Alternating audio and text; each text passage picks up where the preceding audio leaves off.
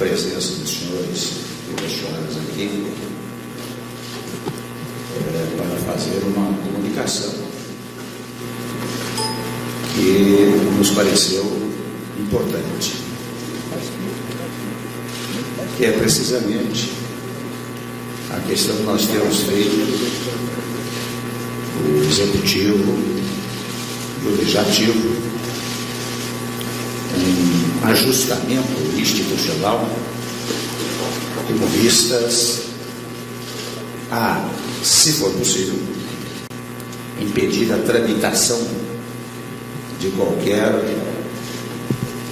proposta que vise a chamada anistia. E este ajustamento institucional que nós estamos fazendo tem sido, aliás, a regra da nossa conduta do Legislativo e do Executivo. Ao longo do tempo, vocês sabem que estabeleceu-se um diálogo muito produtivo entre os dois poderes, o que permitiu, convenhamos, fato quase inusitado. Dou exemplo da emenda constitucional fixadora do teto de gastos públicos, que foi aprovada na Câmara dos Deputados no primeiro turno por 366 votos e praticamente sem nenhuma modificação. Vocês sabem que, se tratando de emenda constitucional, a torcida e a esperança sempre é que atinja os 308 votos. E ao longo do tempo, tem-se atingido 315, 320, 330, mas 366 foi uma demonstração evidente de que este diálogo muito produtivo entre Executivo e Legislativo tem facilitado a própria governabilidade. E, evidentemente, agora estamos no Senado Federal, de igual maneira, os senhores perceberam que a Comissão de Constituição e Justiça logo votou a matéria, e agora, no dia 29, o presidente Renan colocou em pauta, aliás, uma coisa também muito produtiva, porque fez um acordo com a situação, com a oposição, para fixar o calendário. E esperamos, naturalmente, que haja uma votação também muito favorável no Senado Federal.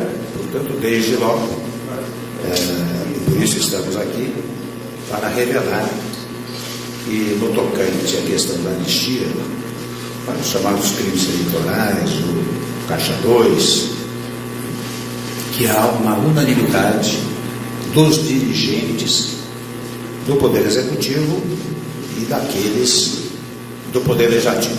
Mas, ao mesmo tempo, nós conversamos muito nesses dias e verificamos que era preciso atender aquilo que se chama a voz das ruas, que é a reprodução de um dispositivo constitucional que diz que o poder não é nosso, não é do Presidente da República, não é do Presidente do Senado, não é do Presidente da Câmara dos Deputados. O poder é do povo. Então, quando o povo se manifesta, esta audiência há de ser tomada pelo Poder Legislativo e, igualmente, pelo Poder Executivo. Poder-se á dizer, bom, mas só agora vocês pensaram nisso? Digo eu, não. Em 2013, quando se deu um dos primeiros movimentos de rua, embora muitos o criticassem, nós saímos em defesa do movimento. Se quiserem, podem até apanhar as minhas declarações e, naturalmente, as declarações do presidente Renan, do então deputado Rodrigo Maia, que nós dissemos que era legítimo o movimento de rua.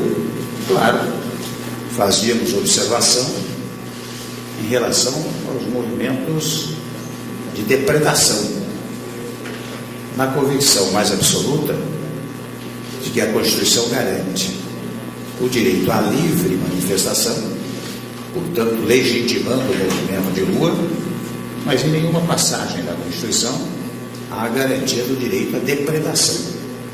Até dizíamos na época que foi exatamente o ingresso naquele grupo volumoso de pessoas, que em 2013 faziam um movimento de rua, foi exatamente o ingresso de alguns movimentos depredadores que fez cair o movimento de rua. Foi uma coisa curiosa naquela oportunidade. Ora bem, neste momento estamos assistindo uma mobilização das ruas e nós verificamos que haveremos de atendê-las. É claro que eu tomei sempre a cautela de dizer, olha, o primeiro passo é do Congresso Nacional, e não sendo exatamente uma questão de governo, porque eu faço muito uma distinção entre as questões de governo e as questões da sociedade. Questões de governo, do exemplo da PEC de teto de gastos, da aprovação da questão do déficit público e outras tantas matérias que vamos contar, como previdência, reforma trabalhista. Estas são questões de governo.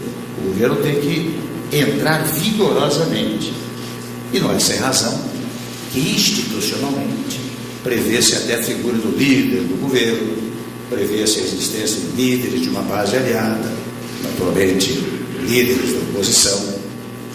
Quando a questão é de governo, o governo entra para valer. Quando a questão da sociedade, estas matérias têm que ser versadas, como são, pelo Poder Legislativo. Mas, evidentemente, que muitas dessas matérias, ao depois, exigem a manifestação do Poder Executivo, por meio da sanção ou do veto. Então, neste caso da chamada anistia, num dado momento, viria naturalmente para a Presidência da República vetar ou não vetar. E preventivamente, eu já disse na sexta-feira, tenho comentado com um outro colega de governo, mesmo do parlamento, que seria impossível ao presidente da República sancionar uma matéria desta natureza. Mas, ao mesmo tempo, reitero, conversávamos eu, o presidente Rodrigo, o presidente Renan, sobre esse caso.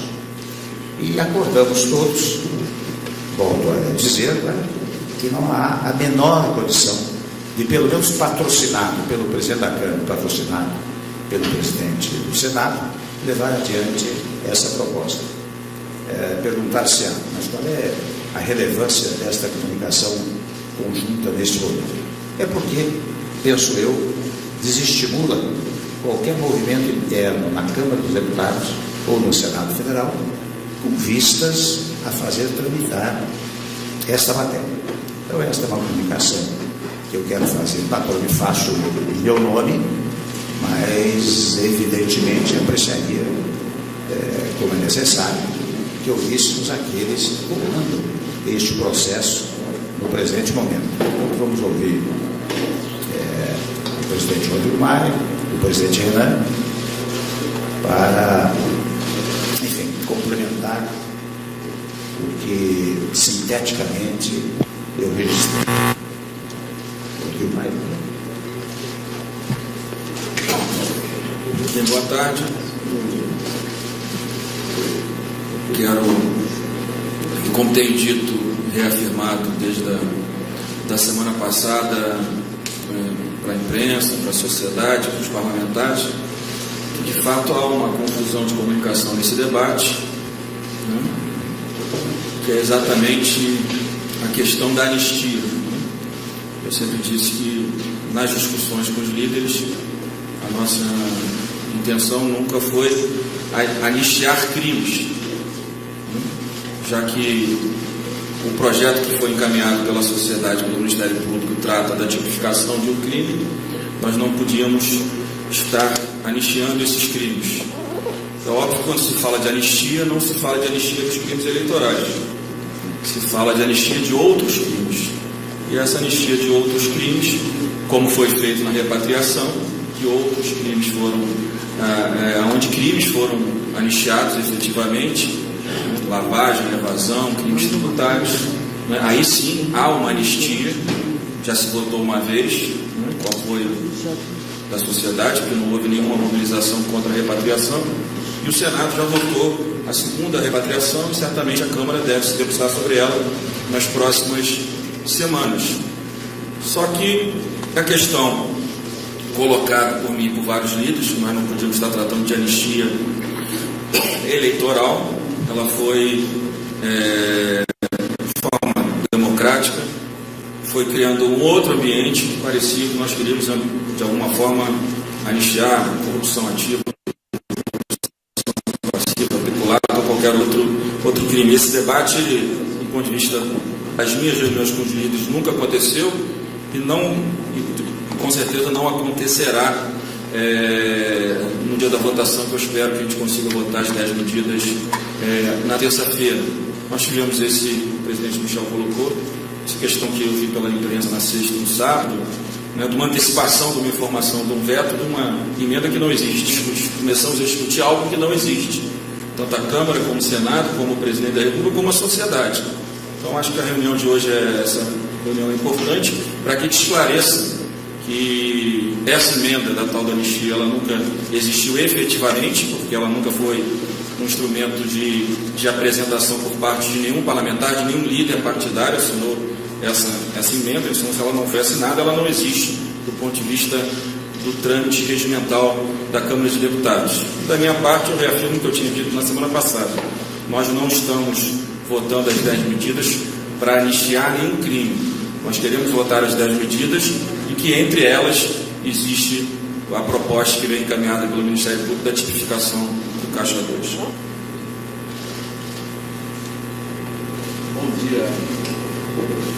Bom dia a todos.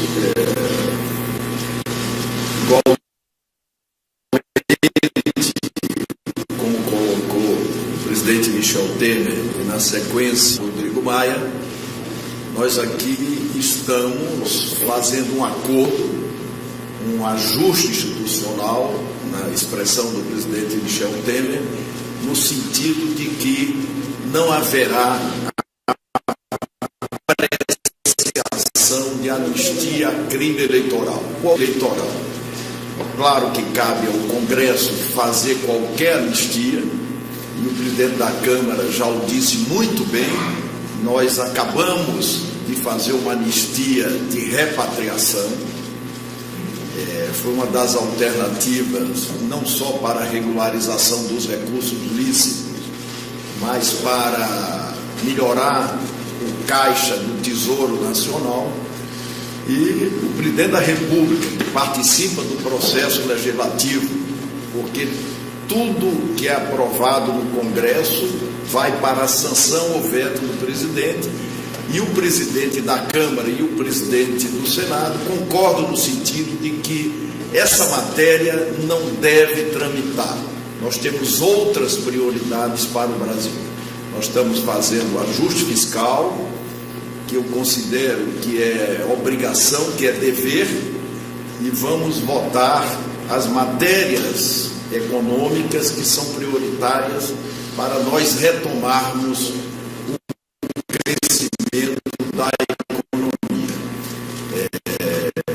O Senado tem uma pauta já fechada até os últimos dias de trabalho, uma pauta que não é do seu presidente, é acordada com todos os líderes, e nós vamos nos dedicar, todas as nossas energias estarão direcionadas para que nós possamos votar essa